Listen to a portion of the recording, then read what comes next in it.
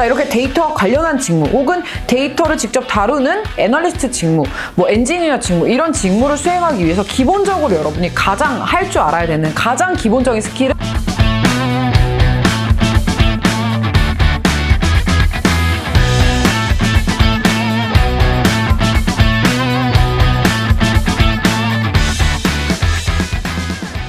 네, 안녕하세요. 오늘은 질문에 답변하는 시간 갖도록 하겠습니다. 질문 주신 분이 데이터 분석 직무에 관심이 있으신 것 같아요. 그래서 데이터 분석 직무에 대해서 질문을 주셨는데 일단 질문 먼저 읽어보고 말씀드리도록 하겠습니다. 데이터 분석가 직무에 대해서 궁금합니다. 데이터 분석가에 딱 한정 짓지 않더라도 데이터를 직접 전처리하고 시각화하는 CRM이나 DBA, DA 등 데이터와 관련한 직무를 외국계에 지원할 때 어떻게 해야 하는지 궁금합니다. 자, 우선 데이터 분석 직무에 대해서 잠시 좀 소개를 드리려고 하는데 크게 이제 데이터 애널리스트나 데이터 엔지니어 그 다음에 데이터 사이언티스트 이런 식으로 좀 구분을 지어서 볼 수 있어요. 우선 데이터 애널리스트 직무가 가장 진입이 조금 쉽다고 볼 수 있는 직무인데요. 여기서 그 질문에서 DA라고 표현 주신 부분이 바로 데이터 애널리스트 직무를 의미합니다. 공대 친구들 중에 코딩을 했거나 개발 언어를 좀 다룰 수 있는 친구들한테 데이터 분석 직무 해봐 라고 하면 제일 많이 얘기하는 게 데이터 분석 직무 뭔가 굉장히 고스펙이어야 할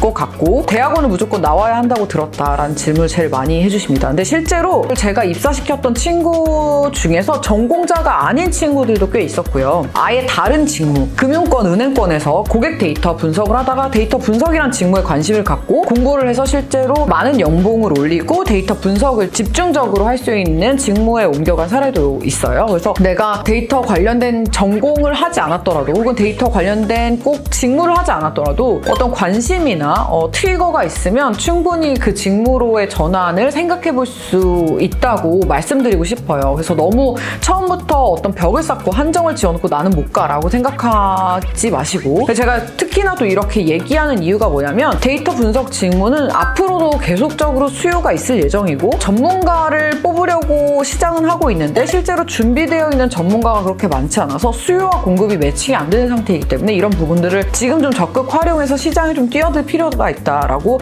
많이 추천을 하는 편입니다. 직무 자체의 데이터 분석이 굉장히 많은 부분을 차지하는 질문에서 얘기한 CRM이나 아니면 DBA 이런 직무들이 있어요. 근데 사실 CRM은 마케팅 직무의 일부로 표현이 많이 되는데 고객 데이터를 가지고 고객을 분석해서 어떻게 더 효율화할 수 있는지에 대한 전략을 세우는 이런 직무라고 생각하시면 됩니다. 제가 예전에 IBM에 있을 때도 그 CRM 직무를 했었거든요. A라는 고객이 어떤 물건을 샀을 때 이 사람이 이 A라는 제품을 다시 구매하는 재구매 주기라고 하는데 이 재구매 주기가 어느 정도 되는지를 잡아서 이 고객한테 어떤 시점쯤에 재구매하세요 라고 알림을 주면 이 사람이 재구매할 거다 라든지 아니면 이 A라는 제품을 구매하고 나서 어떤 제품을 구매할 가능성이 가장 높은지에 대한 다른 연관 제품이라고 하는데 그 제품이 어떤 제품들이 있는지 이런 것들을 파악할 수 있을 정도의 엄청난 규모의 데이터를 쌓고 있어요. 그래서 사실 기업들이 지금 데이터 분석을 할 수 있는 사람들을 원하는 이유가 바로 많은 데이터가 쌓이고 있는데 이걸 처리할 수 있고 또 이거를 관리해서 더 좋은 방향으로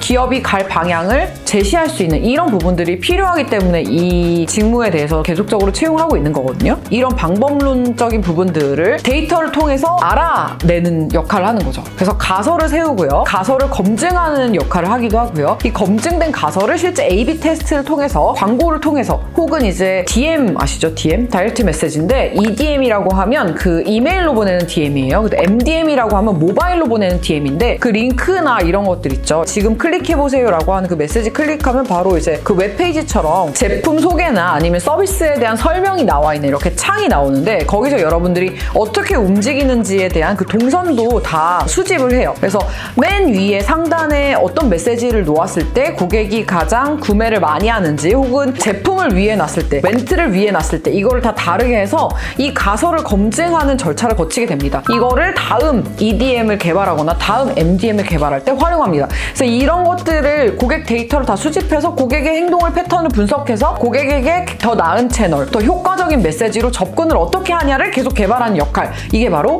CRM입니다. 그래서 이런 CRM 부서나 데이터베이스를 활용하는 이런 부서들도 실제적으로 내가 데이터 애널리스트는 아니지만 데이터를 활용하는 직무들을 하고 있기 때문에 쉽게 데이터 분석 직무로 옮겨갈 수 있는 일을 하고 있다라고 라고 말씀을 드리고 싶은데요. 아까 질문 주신 분이 결국엔 이런 이제 데이터 관련한 직무를 지원할 때 어떻게 해야 되냐라고 이제 질문을 해주신 것 같아요. 자, 이렇게 데이터 관련한 직무 혹은 데이터를 직접 다루는 애널리스트 직무, 뭐 엔지니어 직무 이런 직무를 수행하기 위해서 기본적으로 여러분이 가장 할 줄 알아야 되는 가장 기본적인 스킬은 데이터 툴을 다룰 줄 안다입니다. 엑셀은 기본적으로 다 한다고 치고 엑셀, 그 다음에 SQL, R이나 파이썬 이런 데이터 툴들을 사용할 줄 알아야 돼요. 왜냐면 데이터를 수집은 했는데 이거를 처리를 못하면 의미가 없죠. 그러니까 데이터 분석을 한다고 할 수 없기 때문에. 그리고 실제로 데이터 분석 직무를 채용하는데 가장 중점적으로 보는 건 이런 툴들을 활용해서 데이터를 다뤄봤냐, 이런 툴들을 활용해서 고객 데이터를 분석해봤냐, 이런 것들을 중점적으로 보기 때문에